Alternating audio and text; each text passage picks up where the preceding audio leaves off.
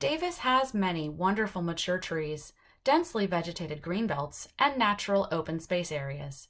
These areas are attractive to a wide variety of wildlife, including common, rare, and protected species.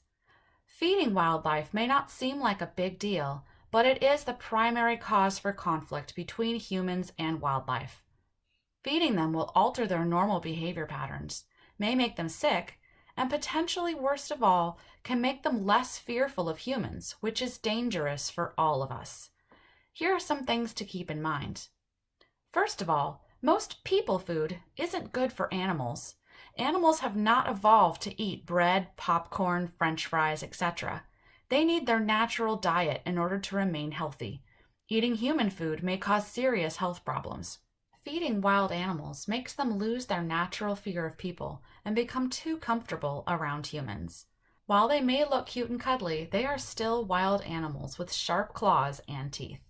Having a squirrel climb up your leg, skunk sneaking into your garage, or raccoons coming through your pet door are not on anyone's wish list. Remember that the animals you feed today will likely become pests tomorrow when they lose their natural fear of humans and approach other people boldly to look for food. While having more wildlife around your home might sound like a good thing, it often leads to human versus wildlife conflict and the need for corrective management for the safety of animals and humans. Once animals learn that humans are a source of food, they can become a nuisance, or even worse, a safety risk. Predatory wildlife who feel comfortable in suburban or urban settings may also prey on small pets. Wild animals who depend on people for food can cause injuries or spread disease. When wild animals gather for food handouts, it can cause crowding, territorial fighting, attacks by predators, and injuries or death caused by human interactions.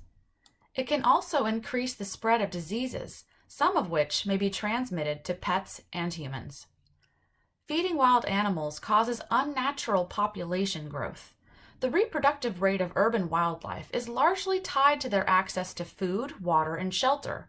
When they have an abundance of these elements, their population can expand rapidly. Unfortunately, the reverse is true as well. If the food is removed when people stop feeding the animals, move away, or when the feeder runs out, the animals will begin to starve and the population can crash. This cycle can be avoided if we allow these wild animals to rely solely on what nature provides. It's hard to resist feeding wildlife, but please don't do it for their health and safety and yours. Sometimes we unintentionally feed local wildlife. Here's some tips to make sure that doesn't happen. If you maintain a bird feeder, keep the area below the feeder free of fallen seed. If squirrels, rats, or turkeys began feeding at a bird feeder, temporarily remove the feeder until they stop visiting. Repeat if they return. Ensure that trash, recycling, and compost containers are closed and secured. Feed pets indoors. If you must feed them outside, immediately remove any uneaten portions of food.